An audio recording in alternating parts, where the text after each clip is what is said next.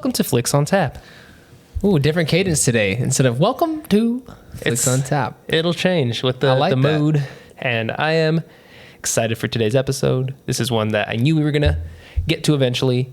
And I've been ready for it. So, listeners, real quick, who's who? Am I Giancarlo or am I Evan? Some people say we sound the same. Similar voices. If you're watching the video, it's obvious. I know, yeah. But other than that, if you're listening to the podcast, can get a little deceiving. Oh, we had a good one tonight, man. Yeah. I am excited. As we always do, let's introduce the beer. And we'll tie the beer into the movie we're going to talk about. What do we got here? I actually don't even know. Catch you on the hazy side. What do you have to say? Hazy Juicy India Pale Ale, dry hopped with Galaxy and Citra. This sounds epic. So, I chose this one because it gives me a real groovy vibe. Groovy vibe for a real groovy movie. Very groovy movie, man. You want to say what it is? Or? So, we're talking about Pulp Fiction tonight. One of my all-time favorite movies. Quentin Tarantino, just real groovy guy. The dance scene from this movie, groovy. So, I thought this would match the vibe, the aesthetic. Can art, if you're not watching video, is a purple lady with rainbow twirly sunglasses. It's like a whirlpool of rainbow in her eyes. And just looks awesome. It comes out of Wild Barrel Brewing Company, one I've never heard of before. It looks like they are in San Marcos, California, which San Marcos makes a lot of good beer. So let's crack these guys open. Yeah, we've had a few from breweries out of San Marcos. Here we go. Ooh, I'm loving the color already just on your pour. Yeah. Let's see if my pour goes. Evan, don't overflow it. Oh, so, you're right. These are 12-ounce cups, right? Yes, correct. And I forget that. So these are 16-ounce. You know, in case you're curious and don't know, these are 16-ounce. These are pints. And the cups are meant for 12 ounces. Correct. Okay, so dig in the colors. When you look at the colors, it's kind of trippy. Like we said, it's groovy, it's trippy. But really, when you look at it, it's kind of like, whoa, what's going on? Man. Okay, so I guess staying with the beer here. Good pour, dude. Cheers. Take a sniff of yours after we cheers.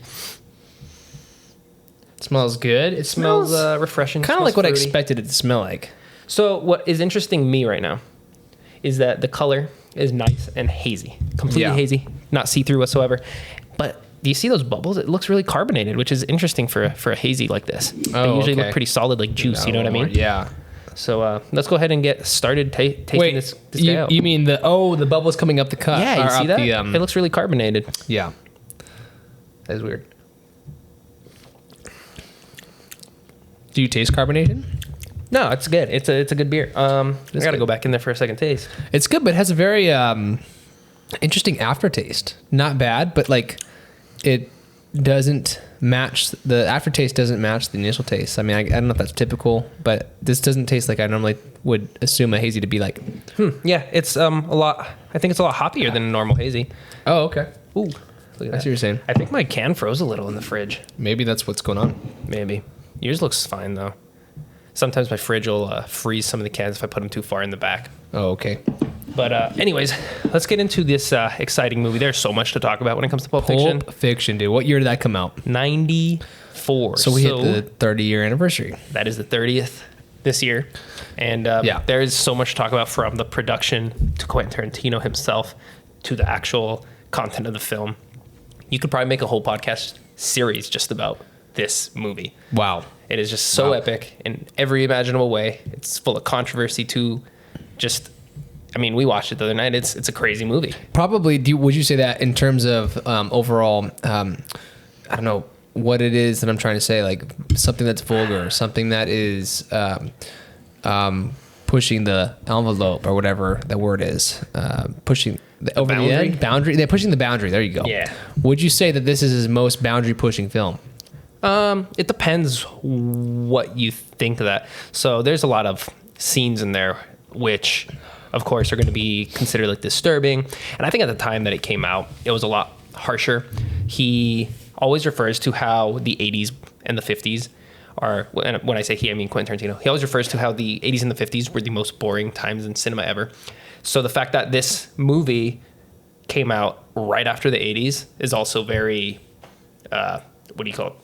intentional. Like, he really wanted to push buttons with it. Like, he was he knew what he was doing by making it so provocative. Quentin Tarantino, man. What is that, his actual name? Yeah, actually, when he grew up, he took a different last name. Believe it was his stepfather's.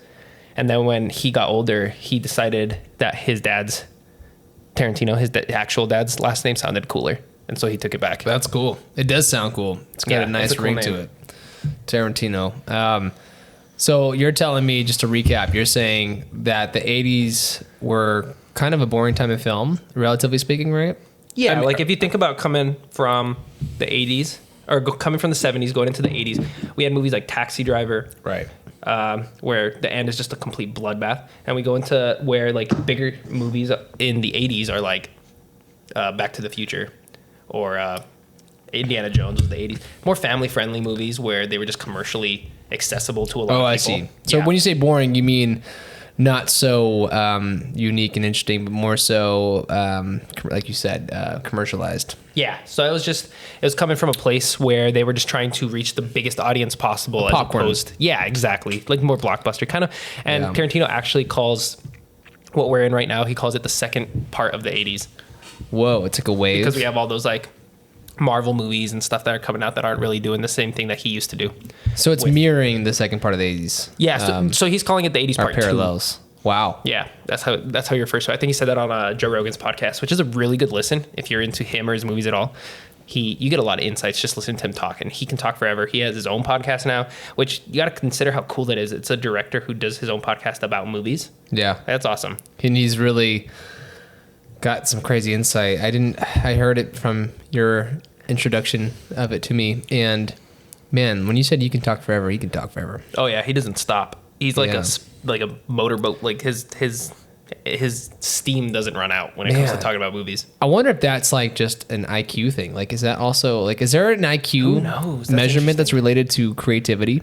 It's possible. Creative IQ is what I'm trying to say. That's a good idea or a good question. I don't know, but like I said, there's just so much to talk about when it comes to this movie. So this was his second movie. And so I'm going to give it, we're going to talk a little background because this is just an interesting story all around. This is his second movie coming off of Reservoir Dogs, which we're going to have to watch eventually too, because I can't believe you never even seen that one. No. But so he made Reservoir Dogs. It was a hit, but it was a little provocative as well. Not as much as this one is going to be. But he gets a little bit of creative freedom to make this movie. And so he is pushing the boundaries, writing a script. And people are letting him do kind of what he wants. The Weinstein brothers are in charge of this movie. Harvey Weinstein, of course.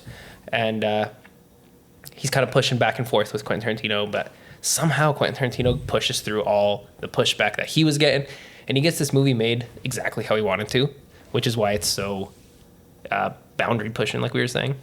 And they go to the Cannes Film Festival in France, where Tarantino's just happy to be there. He loves movies so much. And Clint Eastwood is on the jury, and when he like announces the winner, which turns out to be Pulp Fiction, everyone's surprised. They couldn't believe it, but Clint Eastwood said this movie's amazing. And so that's just a little background on the impact it made right away. Yeah, that's cool. That's a good story. Yeah, because coming from Clint Eastwood, that's a legend. Oh yeah, at that time too. And he's in some of Quentin Tarantino's favorite movies, so it's just cool that that's the man who got to give him the Palme d'Or when he won it at Cannes. So that's a really cool story for him. Yeah. It must have felt surreal. Man. I don't know. Who do you think is somebody that can tangle with Quentin Tarantino in a conversation about movie history and things like that? Because probably just like Martin Scorsese, honestly. Yeah. And like even up then, the same par, you know what I mean? And even then, Martin Scorsese's into like different types of movies. Like what's really interesting about Quentin Tarantino is he really loves like trashy B movies too. Like that's a rarity nowadays. Like people don't talk about these movies from the 70s that cost like $60,000 to make, you know what I mean? Yeah. So those are interesting. It's super interesting that he knows about all those as well as really good movies. So what's your favorite scene of all time in Pulp Fiction? Pulp Fiction, favorite scene. It's got to be either this is tough. It's got to be either the ending diner scene or Jackrabbit Slims, dude. And if you're viewing, we got the t-shirts going on for the movie. This is just such a good movie. I had to bust them out. Yeah, Culver City. Yeah, that's where the fictional Jackrabbit Slims takes place. Where they so cool though. That was actually where a big chunk of the budget for the movie went to. I guess he wanted to build this really cool place that just like lived up to his dreams. If you've seen the movie, Jackrabbit Slims is this like 1950s themed diner where the waitresses are Marilyn Monroe and other singers and from the era. I think one of them is Zorro.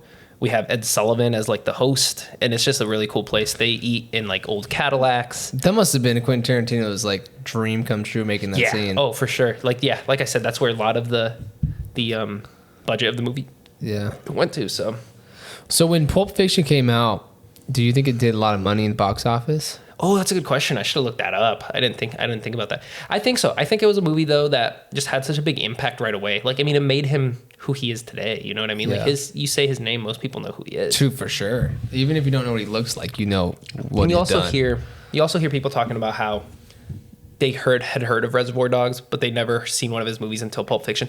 My introduction to Quentin Tarantino was also Pulp Fiction. I saw it before I saw Reservoir Dogs. Even though I wasn't alive and watching movies at the time of these movies' release, Pulp Fiction is probably his most famous to date. Yeah. And just the impact. For me, just the opening scene. And I was so excited when I put this on for you because you hadn't seen it in forever. Like, it was like almost a fresh watching. I basically hadn't seen it. Yeah. It very much was. So it opens up on that scene in the diner where they're just talking nonchalantly about the crimes they're about to commit. Yeah. And then she stands up, intensely screams that they're robbing the place, whatever. Or Tim Roth does, and then that was what was cool because I know Tim Roth from watching The Hulk. He plays the bad. Yeah, I think one of his earliest roles was Reservoir Dogs. Cool. Yeah, that's so cool, dude. So he's a day one Tarantino actor. Dang. But yeah, so he stands up, does all that spiel, and it cuts away. And then the music just plays that like surf song from like the 60s or whatever it is, 50s or 60s. And that's so badass. Yeah. What's that song called? Misery Lou, I believe, is that first song. And so it plays, and you're reading Pulp Fiction, and you're reading Tim Roth, Amanda Plummer, Samuel L. Jackson, John Travolta, all the names coming by. It's really cool. And then you hear like this, and he's changing the radio station. So it's diegetic sound, which means it's in the film.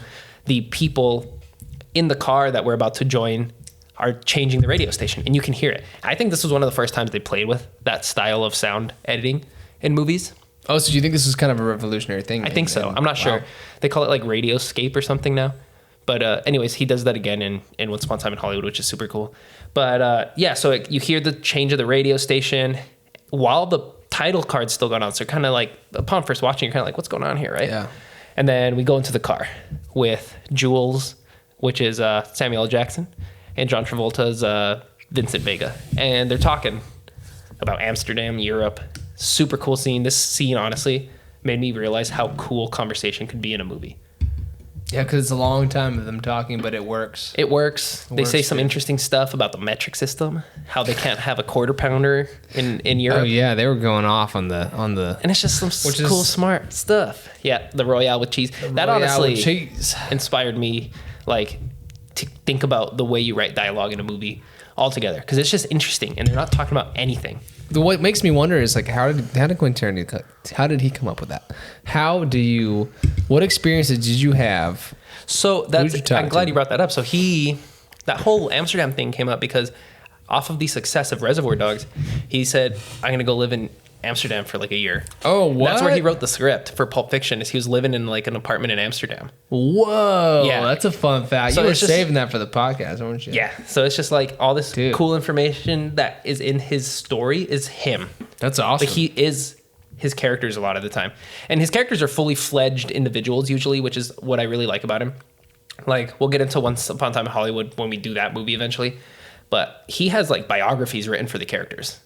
Like, he knows who these people are so well. But in this early film, there's a lot of him in the characters.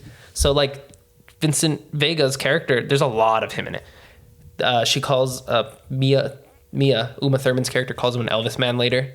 That's a big thing about him. One of his first acting roles was as a Elvis impersonator on Golden Girls. Whoa. Yeah. So there's just little things about him and Vincent Vega's character and all the other ones. But you catch the stuff. So he was an actor before director? Yeah, he thought he was going to be an actor, but he didn't realize like what that entailed when he was like a kid and stuff. You know what I mean? He's a good actor in Pulp Fiction. That scene's funny. Dude, you know who directed that scene? He had a guest. He had Director? one of his friends directed the Jimmy scenes because he was behind on the other side of the camera. And you're asking me who the friend was? Yeah, do you know? Is it a name that I would know? You might know it. Is it an actor? No, it's a director. But it's like a director who's done... You would probably know him from his children's films as opposed to his other films.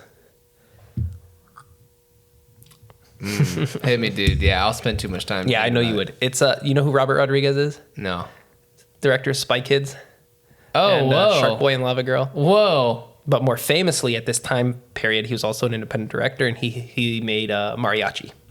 Have you seen that? No. That's a cool movie. We should maybe watch that one day. So he made Mariachi, Sin City. I've You know heard Sin of City? it. I haven't watched it yet, though. Yeah, so he directed that too. But yeah, I want to watch that one, actually. but isn't it interesting? So many movies to watch. Director of the Spy Kids Yeah. franchise. Which is also a banger, dude. Love He Spy Kids. directed that Jimmy sequence. Isn't Then that you- hilarious to think about? That is really funny. You're dropping really good facts tonight. Like, There's so fun- much about fun. this movie that you can just go on with. So, okay. Wow. Quentin Tarantino. So, you think the only person that can tangle with him, though? Because I'm fascinated by the. I'm sure there's more. Do you think Clint Eastwood could tangle with him, or do you think he's too old school? I don't know if he has like that knowledge of random raw cinema facts that people just know. Because that's the thing. Like I'll tie it to music. I brought this guy up before, but this guy named Questlove who plays. Yeah, he plays with the Roots. He's a drummer for the Roots on Jimmy Fallon. They're the house band. But dude, I bring that up because I actually was thinking about this recently about Quentin Tarantino and him. He's an encyclopedia of music. Yeah. And so Quentin Tarantino is like the encyclopedia of movies. almost literally, yeah. Yeah, because if you know B and C movies, if you know, like, because he knows the stunt people, the Yeah, exactly. camera crew, right? And you really get a feel for the fact that he knows that when you watch Once Upon a Time in Hollywood, because Yeah. the main character is like a lower grade actor and his stunt double. You know what I mean? Like Yeah. so he has a huge respect for everyone involved in making of movies. So does he have? Because with the book, because Once Upon a Time in Hollywood was a book before a movie, right? No, the movie first, and then he Oh. had so much he wanted to add to it. He wrote a novel. So he could do that easily for any of his movies. Oh yeah, yeah. Dude, that's cool, man. That's really cool. But if you could sit down with him or versus Scorsese, would you choose Scorsese? Tarantino simply because I think he's more relatable. You know what I mean? Yeah. Like Scorsese's pushing. He's kind of cross pushing 90. generations. Yeah. Well, I mean, I don't know. I guess what I'm trying to say is he had a diverse, series of different movies I think he's hipper. or whatever the word is. Huh? Quentin Tarantino, I think he's just hipper. Saber, yeah. Yeah, like he'd just be easier to talk to. Like He's got a baby, dude. Scorsese's almost like on a pedestal of like he's not even a real person. Yeah. But having the exposure that Tarantino does, where he does all these interviews, he does his own podcast, he just seems so human and down to earth. Yeah. Dude, he's got a kid. Yeah. Which also makes him, I also think, more relatable. Like parents can. He only had the kid a few years ago, though. He's like an older 50. dad. Yeah. It's crazy that you can be 50 and have He was a like kid. married to movies before that. That's why.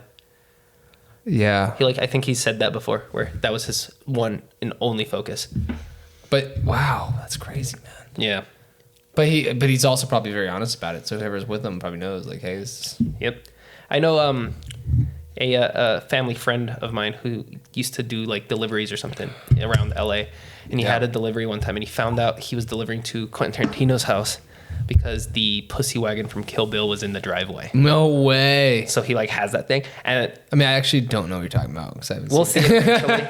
But it is an know. iconic vehicle, and the fact that Okay. he just has it in his driveway, and I know that at first I kind of was skeptical about the story. Yeah. But when you listen to the Joe Rogan podcast, he keeps all the vehicles from all of his movies, like the tooth thing from Django Unchained. Oh, wow. The tooth Yeah, wagon. yeah. He has Yeah. that.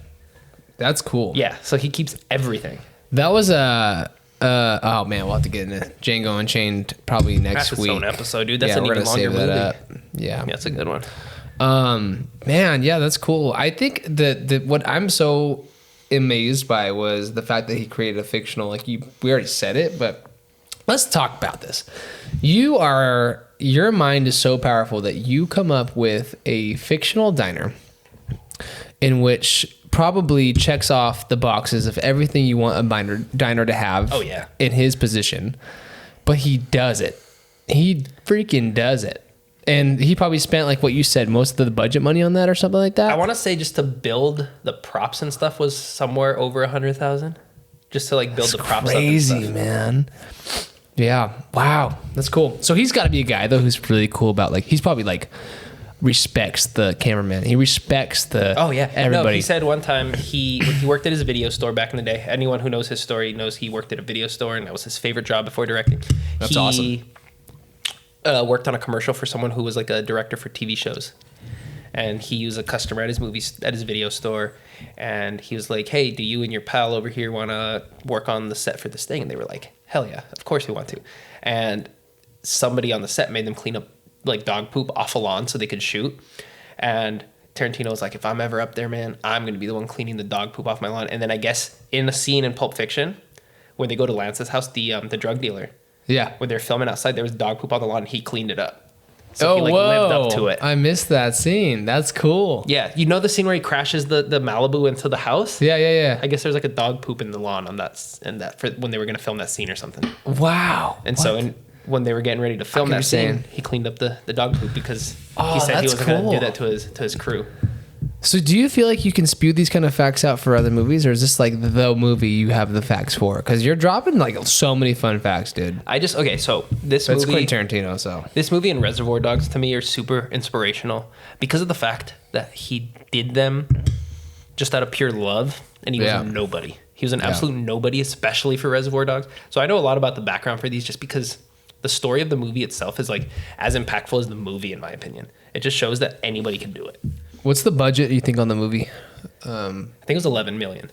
Okay. It was initially like 8, and then when they were able to secure, I could be wrong with the numbers, but it's around 8 to 11. It was lower, and then when they secured Bruce Willis, who they secured because he was just a huge fan of Reservoir Dogs, they mentioned that Quentin Tarantino was casting a new movie, and he just started like quoting Reservoir Dogs at whoever mentioned it to him. So he was a huge fan. And so when they got him, they were able to secure more money for the budget. Oh, whoa. Oh, because they need to support this. Okay. The whole budget of Pulp Fiction, was less than Bruce Willis's paycheck for Die Hard 2. Wow. That's like... So he was in it for the love of it. Oh, yeah. He just wanted to do it. That's crazy. There's this really cool like behind the scenes shot of Quentin Tarantino asking Bruce Willis when he's like in that old Honda. And Quentin Tarantino gets like down low into the window and he goes, Mr. Willis, is this the finest moment of your acting career? It's just super cool because he's just such a normal guy just geeking out over working with Bruce Willis. You know what I mean? That's cool. Yeah, because he was a fan. Mm-hmm. That's cool, man. Was he a fan of Travolta? Oh, dude, I'm so glad you asked that. Thanks. You always say that, but I appreciate it. They didn't want Travolta. Yep. No one did except Quentin Tarantino. So Quentin Tarantino initially wanted Michael Madsen, who he worked with on Reservoir Dogs, for that role. Okay. But he accepted another role like 2 weeks before he was casting. So he was out. And he submitted his list of like actors for any role. There was just like a list of actors he wanted. And the Weinsteins were like, get rid of John Travolta. And he was like, nope, not going to get rid of John Travolta. Sorry. And they fought and they fought and they fought. And Quentin Tarantino, being Quentin Tarantino, won. And he got John Travolta. How he won was he showed them Blowout by Brian De Palma, which was a movie starring John Travolta from, I think, 1980 or 1981. And Tarantino told them, if this isn't John Travolta's best performance, like, you're dumb. Like, this is an amazing performance, one of the best performances in cinema history. And Weinstein was like, all right, whatever. Like, let's just give it a shot. It's you, not me, who's making this decision. And at this point, Travolta was dead. He hadn't made a good movie in, like, 15 years. Okay, I was about to ask why they wouldn't want him, because he was washed up. No one wanted him. He was huge in the 70s because of Saturday Night Fever in Grease. Yeah. And then arguably Blowout might have killed his career because it wasn't commercially successful. And I've talked to you about Blowout before. It's that Sound Guy movie. I love that movie. Oh, right. But it wasn't commercially successful because it was the 80s, like we were just talking about. And it has a messed up ending. Like, we'll watch it one day. You'll see what I'm talking about. I'm not going to give anything away to you because I want you to watch that movie. I remember him in Look Who's Talking. You know, the baby movie? Oh, yeah. I actually like that movie. But was that one of his dead movies? I'm not sure. But yeah, there was a period of time there where everything he made was just like horrible and no one respected him anymore. Oh, okay. But Pulp Fiction brought him back. That's cool. They credit Tarantino with reviving Travolta's career. So just like they revived his career, he's the one who revives the chick in Pulp Fiction. Good one, dude. There's connections going on. No, that scene was crazy, bro. like I can't even imagine. It makes me to me as a viewer, my initial thing is like, wow, this is crazy, it's cool, but I'm also like, is that real? Can you actually do that? I'm wondering the same thing. I have no idea. Which is what Quentin Tarantino probably wants us to wonder, right? It's like, huh? I'm sure. What? Stretch our imaginations. I didn't bring this up until right now. I was gonna bring it up while we were watching, but now I'm glad I didn't. Hit me with it, bro. Were you wondering what's in the suitcase? Oh, with the glow? Yeah. Oh, That's for sure. Huge online debate, dude. That's for huge. sure. That's been a debate for 30 years now. That was well What the heck is played in that by suitcase. There's all kinds of What do you theories. think it is? There's cool theories. Tarantino doesn't want anyone to know because he just wants the audience to wonder and come up with their own stuff. The coolest theory I've ever heard was that it is rock and roll, and Marcellus Wallace represents rock and roll. The new guys, the one they took the briefcase from, where Samuel Jackson does his whole speech, that infamous speech, which might actually be contender for one of my favorite scenes. They're like the new like style of music trying to take over and get rid of rock. And then there's a couple other ones. Butch represents something, but shoot, I should have looked it up before I started talking about it. It's a really cool music theory. And it makes sense because Tarantino has a really cool taste in music, as we've been talking about. That's crazy. That's cool, and it's evident by the soundtrack, which we should talk about now. It's a good segue. I mean, which you know more about than I do, but however, I think it's a good playlist. I mean, I love, man, Jungle Boogie by Kool and the Gang, man. Oh, You've and got at Al the Green. opening. That's when that radio does that little tuning. Yeah. It goes from Misery Lou, the surf song, straight to Jungle Boogie. Yes. It's so cool. And then when it cuts to the scene of Jules and Vincent talking, it's just in the background. The song's just playing as they're talking. So cool. Yeah. And that is a great song. It's a good song. And it just matches their vibe. Yeah, it's a good soundtrack. Like I said, groovy like the beer too, matching it. Yeah. How's that beer treating you, right? By the way, Very good, very good. I think. How about you? it's good. I like it. It's refreshing. It feels good. It goes down easy. I really do think you chose well with this beer, man. Good, dude. It goes perfectly. The next one doesn't match. Yeah, I don't even know what the next one is, but I'm down. It was a last minute choice. I'm digging this conversation though. I think what I like about I think doing more behind the scenes of movies is fun. It's cool, and so we'll definitely and all that. But. We'll do that some more as we get into these bigger movies that have like these rich histories. Because I do really want to do Reservoir Dogs with you because I can't believe you haven't seen that. That's a classic movie, and that just launched his career. So there's a lot to talk about there. I'm down. He's got to have does he have a biography? There's a couple of his that I've read. Or an autobiography. I mean. Not an autobiography. I've read. Oh, someone did a biography? I read one or two of them. I have them on my phone. I'll send you one. Wow. Because I would picture him as a guy who's like, no, I'm going to write my own. He probably will eventually. He loves writing. Like, I'm so happy when the Once Upon a Time in Hollywood book was released too. It was. Is it well written? I love it. So it's like, it differs from the movie too, which is really cool. It's like it takes its own path. Occasionally, you learn a lot more about the characters. I was talking about how they have like their own lives outside of being these characters in this movie. So would you consider him a good writer in that he is just super detailed with everything? So yeah, that's part of it. Because like I said, he has these biographies about these guys, but he just writes what's on his mind. So it's not necessarily that he's like a great writer, but he's a detailed writer. So he also has that book, Cinema Speculation, where he just talks about movies that he really enjoyed throughout the 70s. Yeah. And he just goes on these long rants about random things he thought about while he was writing. Probably like it's more of like a podcast manuscript than a book almost. Oh, that's interesting. That's a good way to put, or interesting way to put it. It just sounds like he's talking if you read it, but it's super interesting. I when really enjoyed it. He was talking to the Conan O'Brien interview was fun. That was a good interview. I like that one because they tangled well together. But they. You listen to that whole thing? Because it's good, right? He's such a fan of Conan. Yeah, he is. Which made it fun. He's genuinely cool about that stuff. Yeah, he appropriates. Well, on the Joe Rogan podcast, he's talking to Joe Rogan, and he brings up something random Joe Rogan did in the 90s. And really? Joe Rogan was like, "Oh my God, you watched that?" And he's like, "Yeah." And Joe Rogan was like, "Dang, dude, I'm such a huge fan of you. This is weird." That's crazy, man. He's such a normal person. That's what I love about him. So normal. Wow. And that just brings up all that like controversy. I'll check out that interview. Tackling him. Why? That's what I'm saying. Because I feel like he's too normal. He just puts himself out there too much. Yeah. I mean, that one scene where he's Jimmy though, that's tough. hearing that N-word being thrown like that nowadays. But his true. excuse was that he grew up mostly around like black people and in those communities, and that he spoke that way growing up, and no one ever told him there was a problem with it. Really? Mm-hmm. And so that's like his excuse. Like his mom dated black guys and they raised him and stuff, so he doesn't see an issue with that. Samuel Jackson defends him multiple times. He's defended him. Like I know Spike Lee, who's an amazing director, has come after him, and Samuel Jackson, who's worked with both of them, is like, nah, like Quentin Tarantino's cool. So it's an interesting dynamic to think about. Either way, it's also portraying what was probably reality. Exactly. And that's what I'm saying is like what you got to consider about these movies is that they're an artistic take on reality.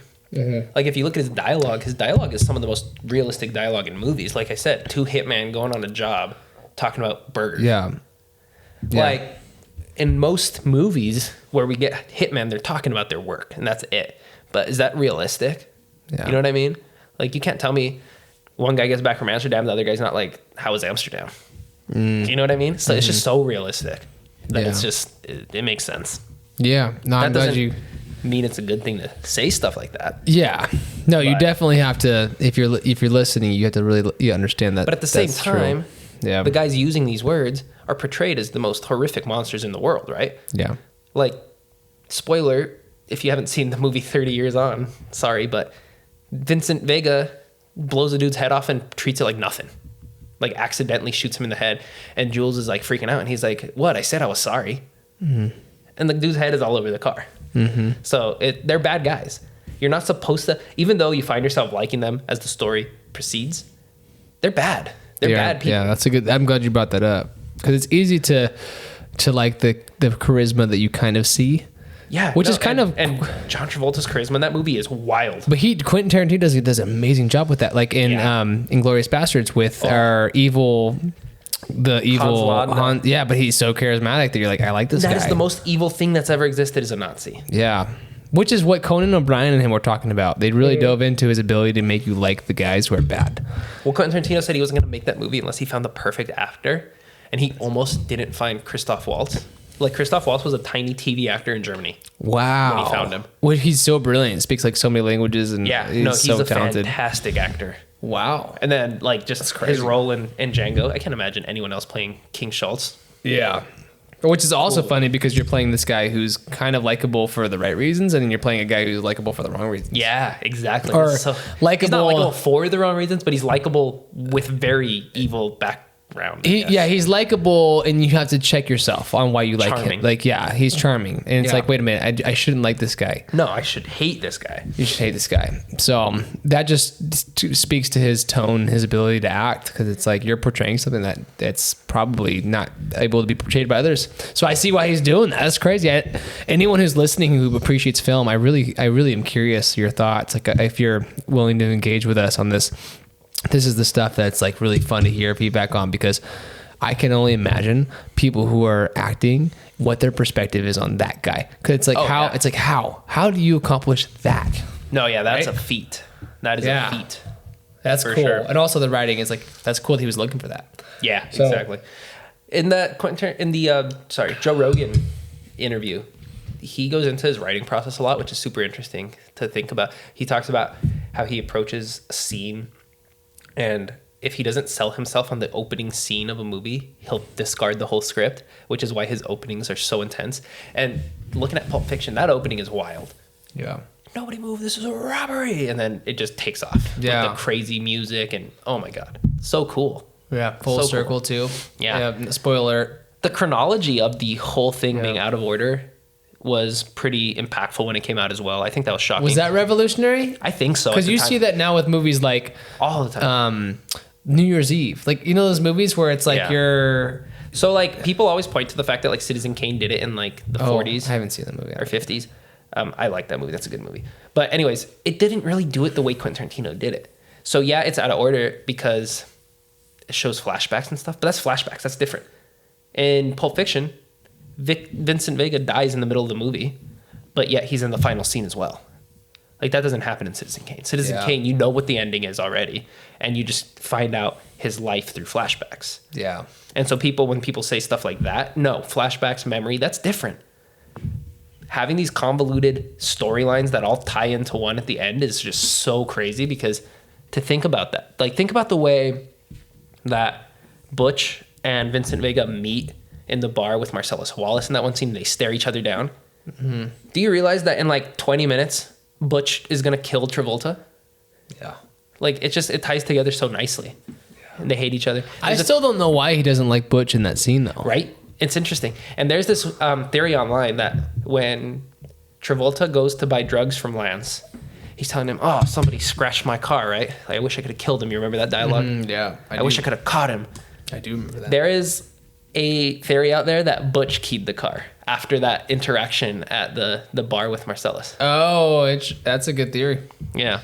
Why would he not like Butch though? It's interesting, right? Why would he give him that stink eye or whatever? See, so it all just ties in together. That's so specific and nuanced. Yeah, there's so many little things in his movies like that all come together. But yeah, then he's the one that kills him. And it's funny because you think he's not just killing somebody he's never seen before. He's killing somebody who's clearly... And he did not like him when he saw him, too. Yeah, so it's like not hard for him to do that. Yeah. He already doesn't care about killing somebody because he kill somebody with his bare hands. I want to ask you, so for me... With the boxing scene, yeah. I knew that... No, going back to... Okay, so I'm going to the scene after he kills the guy and he's trying to escape. And I know what the scene is going to culminate in between Butch and Marcellus because I've seen it. I mean, it's been years since I've seen it, of course. Yeah. But I know what's going to happen. My heart was racing in that scene. Was it that, like... Were you on the edge of your seat throughout that scene, too? Oh, for sure. So that, for sure. Okay, I think that scene is the most affected I've ever been by a movie. I was wearing my Apple Watch when you were watching it. It told me I had a high heart rate during that scene. Wow. Are you talking about that's crazy. Are you talking about from the time that they ran into each other? So they run into each other and I'm like, oh, I know what's about to happen. Yeah. And I'm waiting for it. But at the same time, I'm like, I know what's happening. So is that why I'm like on the edge of my seat? Because I'm like so excited to see how this plays out again. Because it's been years since I've seen it. But at the same time, I'm like, no, he's just so skillful in adding this suspense that I can't wait to see what's going to happen again. Yeah, wow. That I think is the most impacted I've ever been by a scene in a movie. Well, I can say that says a lot about a movie, man.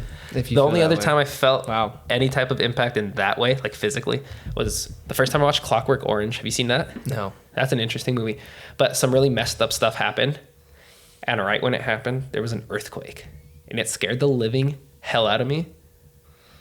Because it just like coincided with this like messed up stuff happening in the movie. And oh my God, it was like terrifying to me. My heart was racing after that. Was it a big earthquake? Yeah, it was like my whole house shook. Like I felt it. And I was alone in the house too. I was like, what's happening? But that's the only other time. And that was something external happening that affected me. It's 4D. But, yeah. No, that's interesting. But that's the only other time your heart rate went up, you feel like? I think so. You felt that but way? Like, I don't know. Something about the way he paced that scene was so powerful. I mean, I felt that way when we watched, going back to our horror films, the movie, what's the one where the chick gets her head cut off by our guy, the young girl? Oh, Hereditary. Yeah, Hereditary's pretty. That you're right. Scene, you're right. And him getting home, I'm like, oh. Okay, Coming you're after right. that. You're right. You felt that way? So when I did watch that, I wasn't 100% paying attention. Like sometimes when I watch movies at home, I'm doing stuff. So that was one of those where I was like invested in something else at the same time. But yeah, you're right. That one was so shocking that I was kind of like taken aback. I would say let's watch it again so you can dive in. But it's a good movie. Thing is, I don't know, man. It's a little too disturbing. It's too disturbing, dude. Yeah. It's like one that's like, I don't know if I feel good about watching it again. Oh, I feel you, dude. That's a doozy. The new Elvis movie gets you on your toes too, man. It really. See, that's another one I watched kind of distracted, but I really enjoyed it for what I did see. Okay. Oh, they didn't see it. You watched it. Okay. No, what we've been talking about watching is Priscilla. Oh, right. I want to see that. Yeah, that's on something now. I think it's on Max. So we should watch that. There's always something on something, bro. Poor Things is going to Hulu in a week. How did Hulu score that? Right? That's crazy.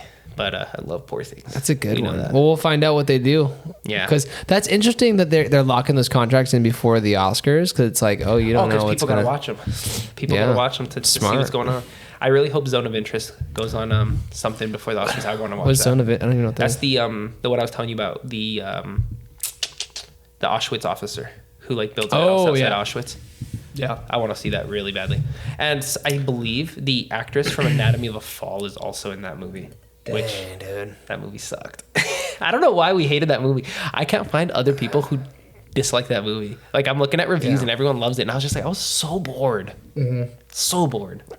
No, it honestly is super. That was a very boring movie. I understand that people are into the technical aspects of it. It was very well done. But I just was so like, this is dragging. Well, I'll tell you what, tying that back into Pulp Fiction, the contrast of a movie that keeps you in and one that bores you, like Quentin Tarantino knows what doesn't bore you. And so it's crazy. Yeah. It's I wonder what he would say about, sorry, what's the name again? The movie that we think is super boring. See, you don't even know the name. Dude, that's crazy. Wait, what the heck? Anatomy of a Fall. Anatomy of a Fall, yeah. I didn't even care to like store that in my memory. Dude, no, I know. I don't know why I don't know. Anyway. I mean, it's fun, but it's kind of fun being able to say like, you know what? At least I tried. Yeah, and we watched it because of the Oscar hype, which is cool. And speaking of Oscars, how many do you think Pulp Fiction was nominated for? Let's go 10. 7. Wow. How many do you think it won? 7. 1. It only won 1. All right, so let's see.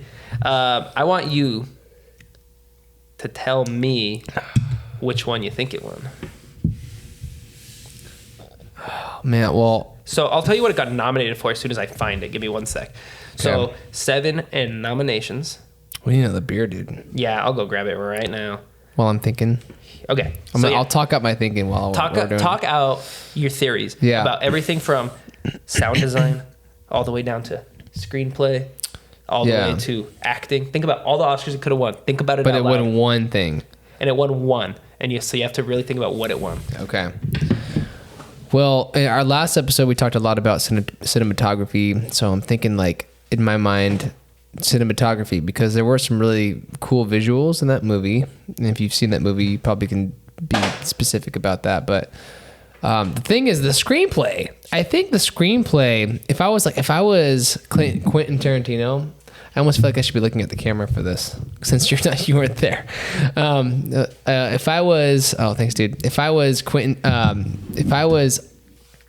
Eastwood, and I was thinking about it, I'd be like, yo, you know what? It's the screenplay is like the backbone to it all. You know what I mean? So I'm going screenplay. I think it has to be the screenplay. Okay. Before we settle in these are me cool. telling you. Keep going. Before I settle in on me telling you the winner, I'll tell you the nominations. Okay. So we have screenplay. We have Best Picture. Best Actor in a Leading Role for John Travolta. Wow. Best Actor in a Supporting Role for Samuel L. Jackson. Best Actress in a Supporting Role for Uma Thurman. Best Director for Quentin Tarantino. And Best Film Editing for Sally Menke, which is his longtime collaborator in editing. And so, think about editing, right? Ooh. That movie. Well, now I feel like it's editing.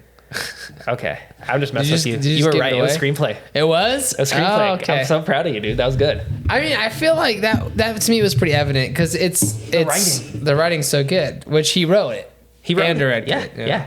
So, yep, he won for Best Writing, Screenplay, written directly for the screen, so not an adaptation.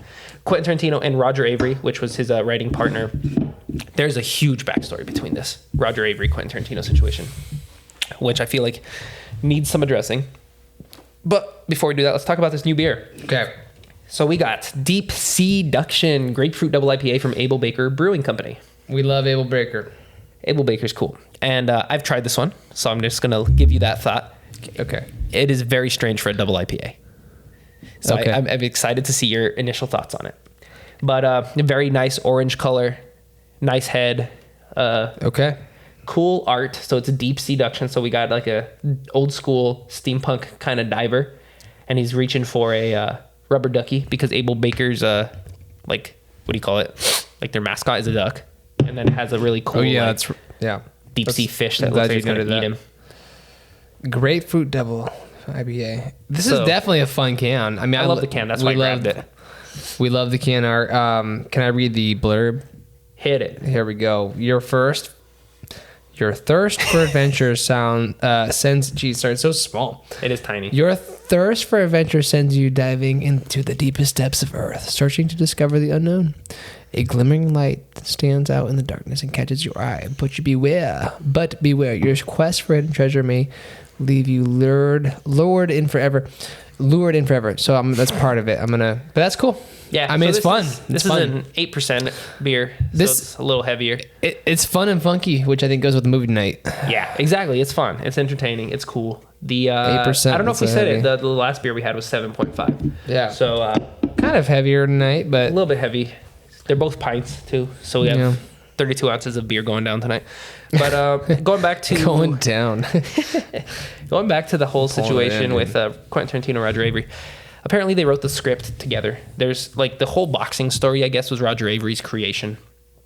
They just pieced together stuff like scenes from scripts they had made along the way because Roger Avery worked with him at the video store. Oh, that's cool. Yeah, and so they were working on this, blah blah blah. Apparently, when the movie starts getting steam and stuff, Quentin Tarantino wants to throw the classic, written and directed by Quentin Tarantino at the end, right? To do that, Roger Avery needed to have a story by credit, not a written by credit.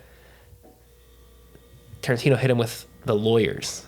The lawyers asked him to switch it to a story by credit. And I guess they didn't talk for years because of this. Roger Avery now says that like that story's kind of made up and stuff. Roger Avery's actually the co-host on Tarantino's podcast now. So they're made up, they're friends. Wow. But there was a huge falling out over the writing credit situation.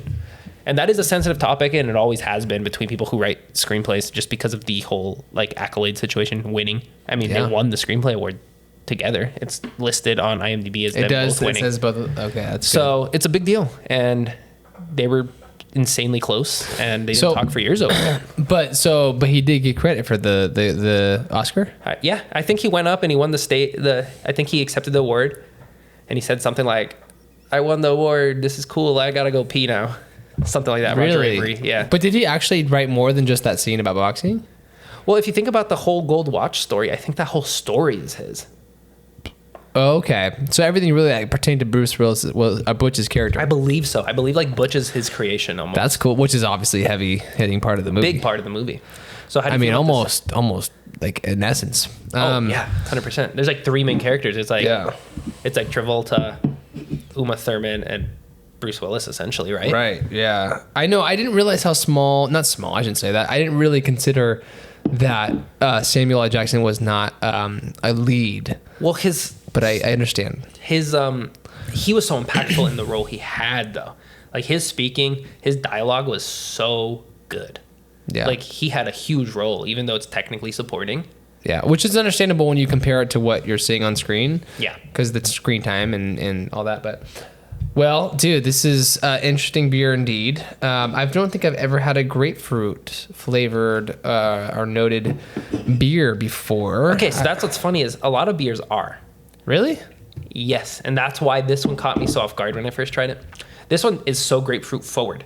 Normally you get a grapefruit beer and it just tastes like a normal IPA. It's kind of bitter. This one tastes almost like a sour beer, right? But it's not quite sour. It does has a sour vibe. So it's really good. I like it. It's not. Yeah, forward. It is good actually. It's grapefruit forward. I like you saying that. I like what you said. It takes some getting used to though. My initial thought was I hated it. But I sipped on the whole can the first time I had one of these, and I really ended up enjoying it. So that's awesome. It grew on me, and I like it. But I like how you said it. Like grape. That's a good way to describe things that have that pronunciation. Like grapefruit forward. That's awesome. But yeah, it's definitely the grapefruit is the main taste. Like you almost get no hops. That's cool. So if you're expecting it, it's good. Because my initial sip of this beer, I hated the first time I tried it, but I'm a fan of it now. And I like it. It's good.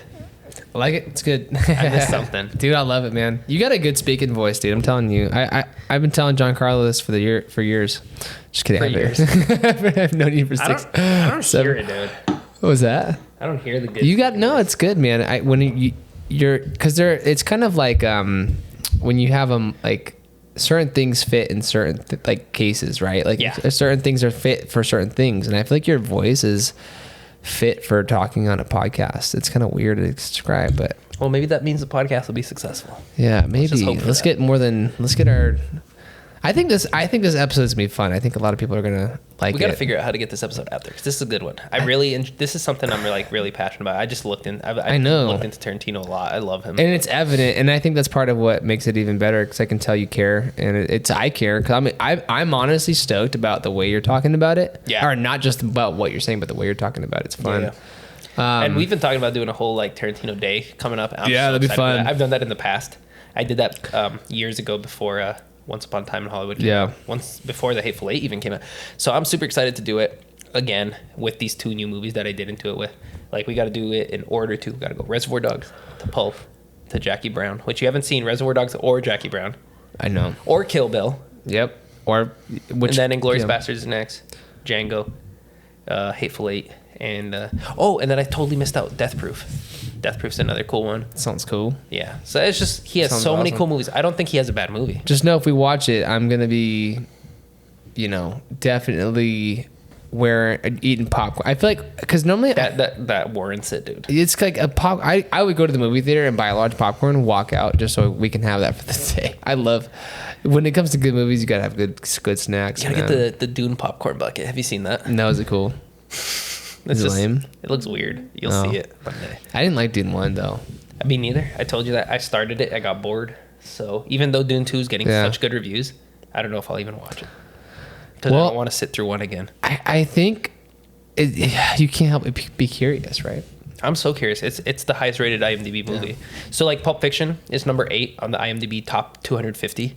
Wow. And it has an 8.9, right? Wow. Yeah. Dune has a 9.4. Damn. Dune 2. How? That's crazy. Like, it has to be good. Yeah, that's crazy. But I was so bored at the first one. Why are we bored by these movies that are supposedly so good? Yeah. Well, I'm more surprised by you being that way, because I feel like, because I do watch a lot of boring movies. Yeah. Boring movies in quotes.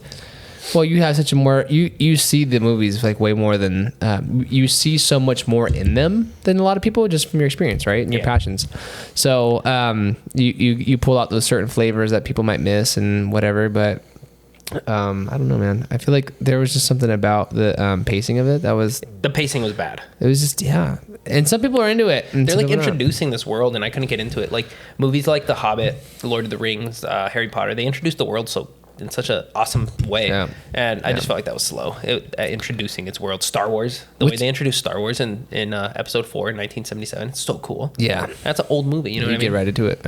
What's your favorite Harry Potter movie? I feel like we've said this. Have we talked about it? Maybe, but movie is Goblet of Fire, book is The Half-Blood Prince. That's a good distinction. Yeah, you have said that. Yeah, mine's I haven't seen the book. I read the books, but mine's Chamber of Secrets, man. That's my least favorite. Isn't that funny? Yeah. Is that because it's like too expected to be the one that people like? Why? I just think it's kind of boring. What if I just walked away from the podcast or not? Just give up on me because of that? No, I think it's boring. I think it's the worst book and the worst movie. The snake, dude. The freaking snake. You just think the snake's cool, dude. And the ghost chick or whatever. I don't know. Myrtle. Yeah, that was sick, bro. You just like the snake. Don't even lie to me. I mean, honestly, the snake got me, bro. I'm pretty sure I've said that to so many people. Every person I tell I like Chamber of the Secrets, they're like, why? It's not. It's like the worst one. But I like the history that you learn in that one, dude. See, that's what I like about The Half-Blood Prince as a book. You go time traveling a lot through like Tom Riddle's memories, which is Voldemort. Yeah. Super cool background. That Super cool. I love the buildup of the lore for Voldemort. That's awesome. Yeah. What's that? Rowling? Is that J.K. Rowling? She got. Yeah, man. She's a good writer, man. She's a very good writer. That's a really cool. Have you ever thought about writing a book? Because I know you've obviously screenplays are in your.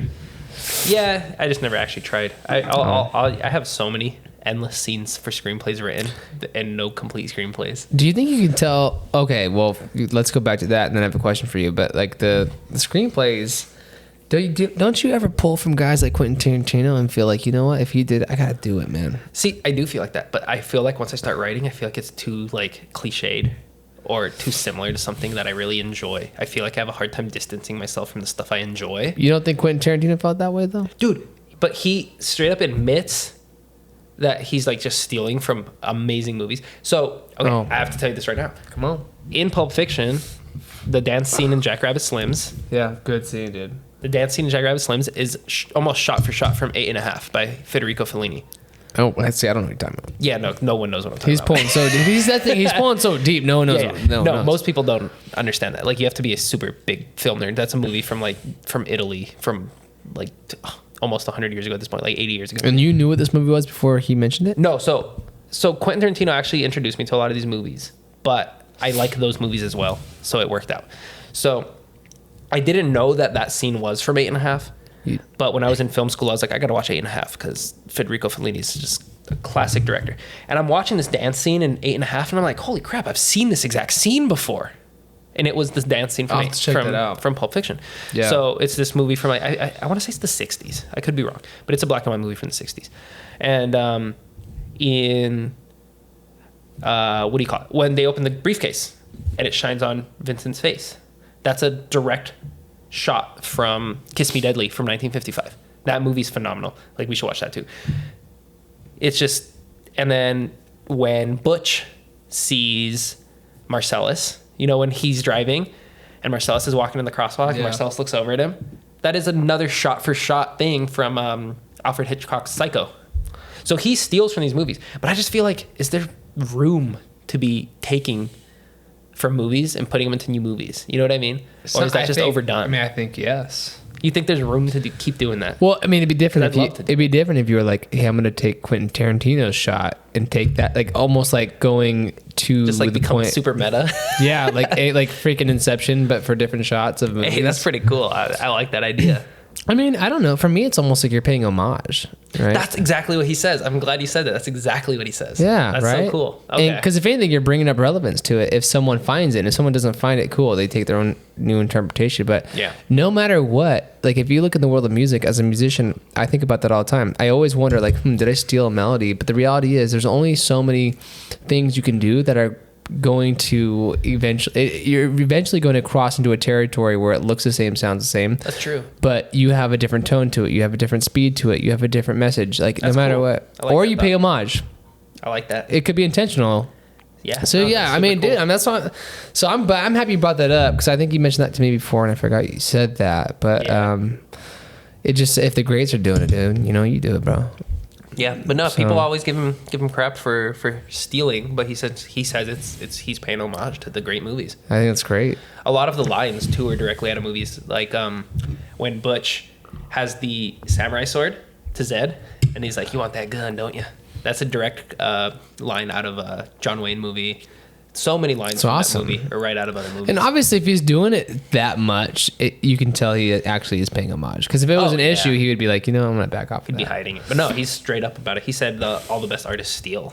Yeah. It's not stealing, it's paying homage. And I think that's like with any job too. Like any job, you're smart to be like, hey, I'm going to take what this person did and use it in my own That's true. No, craft. that's 100% true. I'm glad you mentioned that, because that just gives me kind of like a push to keep doing what I want to do. Yeah, dude. Yeah, absolutely, man. You should, and for sure should. And if anyone out there is listening and you are, you know, a creative, you know, go do it. Yeah, this is first and foremost the creative endeavor we're doing here. Yeah. And so we want to inspire people to keep pushing. And I just want to say, if you're listening right now and you haven't listened to our other episodes, so like, this is going to be our 21st episode. Obviously, you can listen to whatever order. There's no... Let's cheers to that. 20, cheers, dude. 20 done, 21st 20 done. It's really special. And this doesn't mean you have to listen to... There's no order. I mean, we're just talking about movies and beer. Movies and beer. Yeah, it's chill. The first, how many of them had nothing to really do about movies? Movies came up, but it wasn't like a focal point. Which is fun to think about. It's kind of like the archives. Yeah. But yeah, when we started... Actually, dude, when we were drinking, when we first cracked... Something about the feeling of us talking about this beer tonight felt... Like the pacing of it felt, even though we were obviously tying it to a movie right away, something about when we opened it though made me get almost like this it's nostalgic feeling of like, it was. I felt the same way. Because we were talking about the can, or I don't know. Yeah, we dove deep into that first one because it was so interesting. Yeah. That was a good one to bring us into this episode for sure. Right. Just a little bit longer than we have in our past episodes, and it's like, oh yeah. So yeah, we're first and foremost movies now, I think. What do you think? I think so too. And so when we talk a little longer about beer, it's a little more nostalgic for us, but at the same time, man, we want to shout out these breweries because they're creating cool stuff. And I think your pairing was really good tonight, even though this one you said wasn't so much. I didn't even think about it. I just was looking at my stash, and I was like, this will go good. I think Quentin Tarantino would drink this beer, dude. we've had this conversation. I feel like he's like a Miller High Life I know. I think it would go either way. I think he would do that, but if he's gonna get an IPA, he'd be like, give me the thing that's gonna speak to me. That's true. No, And that's 100% I think one of these would. And you know what? There's like this scene in Once Upon a Time in Hollywood where Cliff Booth is like going diving, and he kind of is wearing like an outfit like the one on this can. Oh, sweet! I don't remember that scene. Yeah, so that's the thing you remember. Like, it's not even a scene. It's like a couple frames. It's wow. so quick. But in the book, it's like a drawn out event. Yeah, I really want to hear about what Quentin Tarantino, and tell me if you know this. What are some of his favorite movies that are not old movies, like modern movies? Like, what's a movie that he likes that's come out in the past 10 years or 20 years? But so there's this movie past that couple came decades. out. He brought it to America from, I believe, Japan. It's called Hero. Super cool. Plays with color heavily. So there's just like full scenes told from different perspectives, and the whole scene will be like blue, like the leaves in the tree are blue. The outfit the characters are wearing are blue. It's like a samurai movie. Super cool movie. He loves that movie. He produced it technically, like bringing it to America. That's a good one. There's cool. Like some kind of like, I believe it's like a zombie movie from like Korea or Japan that he brought out here too. Well, I love what you're saying, but I'm curious about if there's, and you're making me want to check out those movies. Are there any movies? What are some movies though? Like, cause I know he's kind of dissed on, like, for example, I know he seems, based on what you said, not to be a fan of blockbusters, but I'm also curious if he is. He liked Thor Ragnarok. Did he? Yeah. That makes sense. I feel like him and that director, Taika Waititi. I feel like they would vibe. I do too. They're cool. And Taika makes like some smaller movies now too. He made some soccer movie recently. No one knows about. Is that? Oh, I know you're talking. New Zealand. Yeah, I don't know. That's cool. But so no, yeah. And then what was the other one? He loves Marvel comics though, so that's why it's funny to me that he hates these movies. He loves. Does he actually hate them though, or is he just more like? I think he just thinks they're like overdone and like same as me. Like I watch them and I'll enjoy them. But I'm like, this isn't a movie. Like, this is like... Yeah. So, Martin Scorsese has said this. He said they're amusement parks. It's like, you go there for the thrills, but it's not a piece of art. And you said one time that's really important, or like reminder to everybody. Like, because when these movies are hot, it blocks the way for all these movies that are... That's how I feel. And that's why we're in that second version of the 80s that Quentin Tarantino alludes to. It's like a clogged artery. Yeah, exactly. But... what was another movie he mentioned? I don't know, but I know his favorite movies of all time include Blowout, which we talked about earlier, Taxi Driver, The Good, the Bad, and the Ugly, Once Upon a Time in the West. Those are like movies he talks about a lot. And then he has a lot of foreign films he talks about. He talks about movies from the 70s in that cinema speculation. I don't know if those are his favorites. They're just very impactful for him. Deliverance. So Deliverance is referenced very heavily in Pulp Fiction. Okay. Where the hillbillies are raping Marcellus Wallace. Oh, yeah. So Deliverance has hillbillies who rape a man as well. Oh, wow. So that is a direct... So again, he's just making those connections. Yep, exactly. You know, that's crazy. Yeah. So at that point, you got to be like, hey, this is what he does. It's not like he's not original. He's clearly embedding some things in that are paying homage or making connections. Yeah, because that Deliverance has nothing to do with like that whole Pulp Fiction. Like you could have made it a rated thing. Yeah, no, but that aspect is taken directly from another movie. Yeah, which is cool. But it's funny. It's a nuanced thing. Like if you accuse him of being like, "Hey, why'd you do that?" It's like he has nothing to gain by doing that. Like that's just he's just like you said. He's paid homage to stuff he loves. It's so nuanced though. Yeah. Like that's so specific. Like super specific. I didn't even know that until very recently. I didn't know that until I read Cinema Speculation. Yeah, and I made that connection. I was like, he loves Deliverance. Yeah, and so that scene in Pulp Fiction was so impactful to that because that's awesome, man. I didn't even know that until very recently. Dude, I love it. You're giving me a new light on him because I was listening to him. I bring up Conan O'Brien again because you talked to me about the interview and I was like, I'm gonna listen to it. I love Conan O'Brien. No, yeah, it's a good interview. It's so the way good. they vibed was awesome. I had no idea that Conan had that knowledge of film too.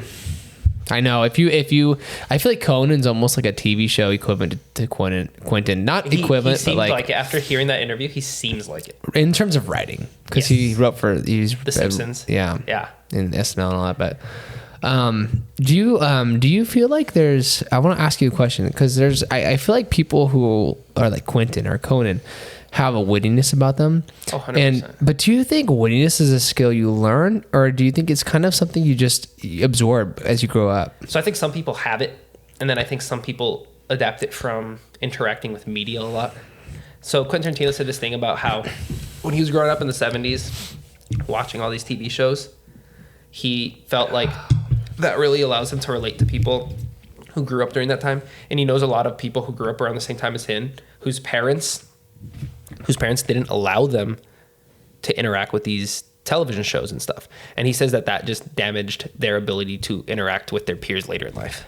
Because of what they're exposed to just doesn't the lack compare. Of exposure. Yeah. Do you think So I based think on that the content they're talking about, or do you think the things that you learn from the TV shows? Both. Like, yeah, they don't get to talk about the TV shows, and then at the same time, they don't get exposed to the things. And so that affects the way they think and it affects the way that they interact with society around them. Because I don't know about you. I know that me personally, I reference film a lot in everyday life. That's just me. I mean, you kind of do too, though. Like when we do that. Oh, hi, Mark. Oh, hi, Mark. Stuff like we'll that. do that episode. So we just hit stuff like that all things the that time. are just like quick, like funny notes or meaningful notes. It doesn't have to be just funny. It could be serious. Yeah, like you and I vibe on that a lot. Yeah. And it's so so minuscule. You know what I mean? Yeah. I mean, I think it's the same thing with sports. Like if you're trying to have that conversation, like you know a little bit about sports. You know maybe a couple players who are like stand out in the game. No, exactly.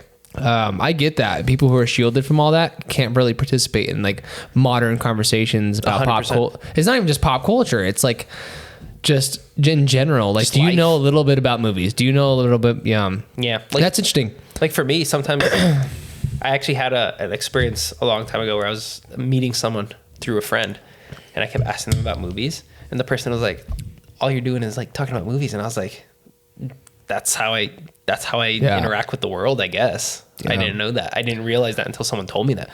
But I reference movies as like a huge part of my life. And I appreciate you bringing that up. And no, I get that. I feel that way when you talk about memes, bro. I'm gonna be honest. I feel you're insignificant. I feel minuscule when you bring up memes, and I don't know memes. I'm sending them to you. You're just not looking at them. But the thing is, if I go down that rabbit hole, I ask myself every morning I wake up, and you just see I see the 10 memes that you continue to never give up on sending me. I'll never stop. Which I appreciate it, because I actually appreciate it. Because the day you stop, I'll be sad. Yeah, no, I feel even though so please don't stop. But just know that it's something that I am impressed by, even if I don't look at it. To know memes. What are you doing, bro? You see that at the bottom of my glass? Sorry, I totally took from your conversation. No, this is why I love our podcast, because we kind of get serious for a second, and it's like, wait, what just happened? There's some sediment in our glasses. Mine's solidified at the bottom. See, mine too. That's what I was looking But yours is spread out, man. Yeah, mine's a little dissipated. Good word, bro. I don't know what's up. So that's kind of weird, but also we trust the beer, yeah. Oh yeah, 100%. Good. Tastes good. So I'm going with it. Does the job. It does the job. But anyways, man. But I just feel like I'm not, because my original question too, it was like about wittiness, and I feel were you saying that you learned wittiness from movies? Yeah, 100%. So that to me, I don't think I have my own wittiness, which sucks. Yeah, you and I aren't very witty, but you're wittier than I am. There are people who are naturally witty, but then there's people who have learned wittiness. Yeah, that would be me. Like my wittiness is like a quote back at someone. It's good from a movie. Yeah. That's hi, Mark. Someone says something mean to you, you're like, oh, hi, Mark, and you walk away. We bring that up, and still to this day, I wonder how many people who hear this, even if there's only whoever's hearing this. So I think most people didn't know what that was before Disaster Artist. Yeah, that's true. Did you before Disaster Artist? Actually, I did. Me too. Okay, yeah, that's cool. That's cool to know about you. I don't know where. Me neither. I think for me, it happened during film school. Okay. Just like that everyone's like, this is the best bad movie ever. Yeah, so, I heard that so often, dude. Yeah, no, I think I was looking up cult films or something like that. Mm-hmm. I was looking up movies that are just... That's cool. Because there's so many... If you look that up, which you know, if you look up films that are underrated or look up cult films, you will find... Actually, just look up cult films. You find some weird stuff, You find some weird stuff. Yeah. 100%. The whole Tommy Wiseau backstory is super. No, super it's nuanced. crazy. No, his story, and that's what I think made it pop out from everything else. This was is like coming up so often that at this point we have to All do right. Disaster Artist mixed with The Room. We have to next. combine them. Let's do. I think we should do a back to back on those after next week's episode. If you're down, I'm down. I don't know if it fits next with one is what. Django because we already watched that together. 100%. We've got to talk about that. Let's do. But I'm down for that. Disaster Artist / The Room. 100%. 100%. So cool. We'll find some time. Like I said, that's one of my favorite filmmaking movies, and filmmaking movies are one of my favorite movies. Gives you because you love that whole behind the scenes of yeah, man. No, that'll be fun. And I wonder what Quentin thinks of That's The Room. a great question. I bet he loves it. What do you think he would say? I bet he loves it. If you talked to him, you said, "Hey, what's your thoughts on this, though? Like, why do you love it? What do you think he would say, bro?" From I think everything he you would know just- about his movies, Just talk about the rawness of it. He'd just be like someone doing what they love. Someone Yeah. just did what they loved. They went for it, like just like he Yeah. did. What I think is really cool and fascinating is that you told me his writing partner, or not writing partner, but like the person who helped him out with Pulp. What's his name again? Roger Avery. The fact that they worked at a movie theater together, video store. Yeah. Yep, my bad. Yeah. I knew that. So that to me is really cool because it's like one of those things where you hear about people who like, because it just tells me like anybody who's creative, you just work with someone who's creative. It works out. You yeah, can when make something partner happen. up. You partner up. Yeah, partner. I think partnership. You just said it. You just nailed it. A partnership is the key Well, like you were saying the other day, we got to anything. We now have 21 episodes. Yes, bro. That's huge. Because we've been doing this creative thing and meshing. And we've been talking about writing a screenplay. I'm not gonna say anything. It's there. It's somewhat there. I'm just saying like. I mean, there's 22 pages. When you, thanks to you, I haven't done. I will say this right now. We have to go over this. We have to. But I will say, I think that, yeah, I'm just saying. It'll happen, dude. Just gotta It's be fun, creative. man. I It's a think blast. partnership is huge. So cheers to partnership. Cheers. Anybody out there I think that's the key to creativity and making things happen is partnership, man. That's true. So, Feels good. anyways. This episode feels good. This show's starting to feel great, and we just got to start finding our vibe with these really fun movies. Yeah. This was a great episode because the movie was phenomenal. It was good, and you already had so much background history with it. I had appreciation for it. So it really comes down to the movie. Like, It what are we does. choosing? You got to be strategic, I guess. You know We what I'm have saying? to. We have to choose some good movies. We got Pulp Fiction. We got Django coming up next. Django is a blast of a movie. Yeah, it's crazy. That's just a. So roller okay, so coaster here's the movie. deal. So I live about 30 minutes from Giancarlo. It's a not that bad of a drive, but enough of a drive to where during the week I'm like, I have to consider when I come and go, right? Because I don't want to drive 30 minutes that late at night during the middle of a week or whatever. But I'm chilling with this guy. He's like, I'm just gonna sneak this movie on, and all of a sudden we're an hour in. And Dude, it's you're an hour and a half Monday, into yeah, hour and a half. It's like a Monday or Tuesday night. Got to go to work the next day. Got the drive, but it's so. That's how Such a good it is. captivating movie, and we didn't want to stop. We did it. No. We had to. Because when you have an hour left, that's when you're like, okay, that's worth waiting for. Yeah, but we cut it off at the perfect time. We're right at the halfway mark. Yeah. If you know anything about the movie, we're right at the beginning of the whole Candyland sequence. So we're about to take off on a roller coaster. Yeah, here we which go. We're gonna finish tonight. Yeah. So let's get to that, dude. Let's do it. All right, let's pound our beer. Pound our beer. Cheers, Remember, buddy. Everybody out there. Beer happy. Good stuff. I can't close it till I finish it. Hold on, we gotta finish it. Keep going.